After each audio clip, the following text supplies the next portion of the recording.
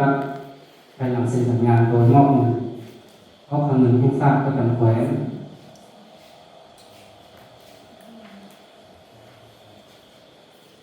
มาตรการที่การปกปักรักษาและการป้องกันสภาพแวดล้อมหนึ่งเพื่อให้สอดคล้องกับสภาพมาตรฐานบรรดากฎหมายและระเบียบการกับการปกปักรักษาสภาพแวดล้อมและธรรมชาติที่มีผลบังคับใช้ในสปป.บริษัทต้องดำเนินบรรดากิจการของตนให้สอดคล้องตามเงื่อนไขนี้ควบคุมสิ่งเพื่อเอื้อและการสูญเสียต่อทรัพยากรธรรมชาติของป้องกันทรัพยากรธรรมชาติก็ให้คือตำนานโดยที่ว่าจำเป็นการป้องกันสถานที่ศักดิ์สิทธิ์และที่พระพุทธศาสนาของท้องถิ่นที่ป้องกันการเป็นพิษและเสื่อมของสภาพแวดล้อมและชีวนารักษาสุขภาพและความปลอดภัยของบรรดาคนงานของตนและชุมชนท้องถิ่นที่ใกล้เคียงข้อที่สองบริษัทต้องมีความรับผิดชอบต่อการรักษาสภาพแวดล้อมธรรมชาติในโปรเจกต์ที่ตนดำเนินกิจการอยู่และก็ทำการใดๆที่อาจจะสกัดกั้นหรือกำจัดต่อการเจริญเติบโตในงานของพัฒนาของทรัพยากรในเนื้อที่นั้นบริษัทต้องปฏิบัติตามทุกขั้นตอนของตนที่เกี่ยวข้องกับการป้องกันสิ่งแวดล้อมการรักษาแข่งขันคุ้มครองสิ่งแวดล้อมที่ภายในทรัพยากรธรรมชาติสิ่งแวดล้อมแฝงได้รับรองแล้วนั้นและการตรวจแทนเทคที่งานสัมปทานในกำหนด3 เดือนก่อนสิ้นอนุญาตสัญญาสำหรับนี้หรือก่อนส่งพื้นที่คืนให้แก่คนใจสมบูรณ์ส่วนผลกระทบต่อสภาพแวดล้อมทรัพยากรป่าไม้และสิ่งที่ว่าอนาคตจะเกิดขึ้นในอนาคตที่ก็สามารถคาดคะเนได้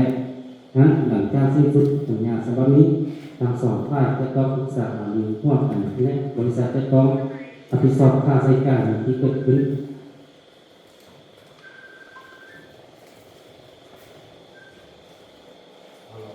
หรือว่าทางผู้จัดการการของการสังคมของเราเป็นได้การสัญญาเราเป็นที่เปิดรูปก็ตกลงว่าห้องนี้ตกลงว่าได้ค่าบรรดามาตราที่คนสำคัญ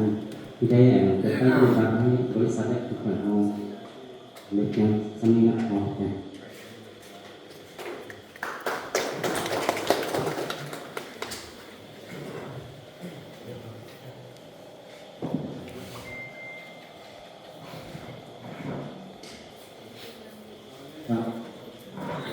จึงโดยปฏิบัติตามนะถูกเจ้าในนามการนำในคะแนนตัวการเป็นผู้ให้บางของอธิบายเกี่ยวกับเรื่องแผนที่ทุกคนของบริษัทสาวองค์กรเป็นที่ห้องจำกัดนี้ตัวที่พ่อแม่พี่น้องเห็นเป็นฟองสีแดงจะเป็นตัวพื้นที่4.64 กิโลกรัมที่บริษัทเสนอที่บริษัทได้เซ็นสัญญาขุดค้นแค่ลึก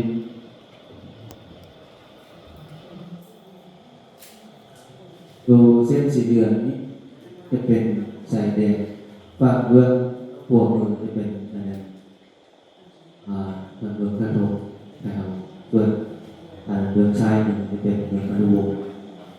เป็นซึ่งบริษัทนี้รวมเอา2 เมือง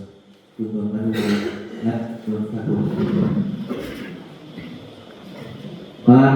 อันนั้นบนวงเขาเป็นอยู่จุดสีแดงนี้ส่วนตัวสีขาวที่ว่าติดกับเส้นสีแดงนี่เป็นเขตสำรวจเราก็จะขอเข้าสู่ขั้นตอนขุดค้นได้4.64 กิโลกรัมรวมทั้งเขตขุดค้นกับเขตสกัดจำนวนเป็น13.8 กิโลกรัมแล้วก็ตัวนี้จะเป็นอันนั้นสายแดนบ้าน วัดพุนโฮมเราเรียกมาตามเส้นสีเหลืองมาอ้างเงียบแล้วก็เกี่ยวคืนนี่จะอะไรผู้ใส่แดงติดกับวัดพุนโฮมเลยติดกับมันเมืองดูในบรรดาท่านได้เบิ่งว่าได้กวงเราดินส่วนดินทางการผลิตของประชาชนของ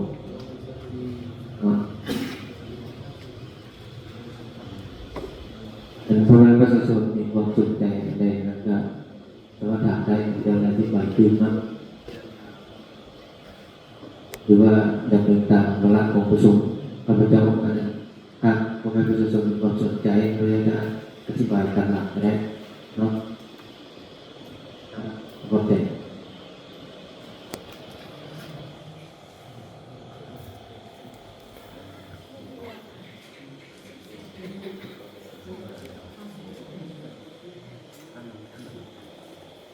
ครับวาระต่อไปเสนอทางประเด็นกสิการโดยสมุทรเกี่ยวกับเขตพื้นที่เขตพื้นที่เซ็นสัญญา CA ของบริษัทอัลฟาเรนเจอร์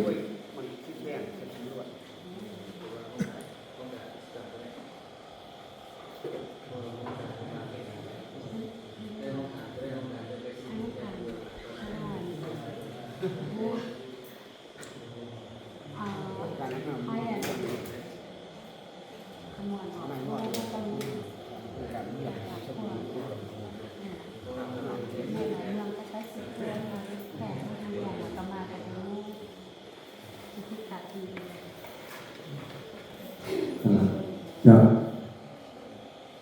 เรื่องสบายตอนแรกนะครับ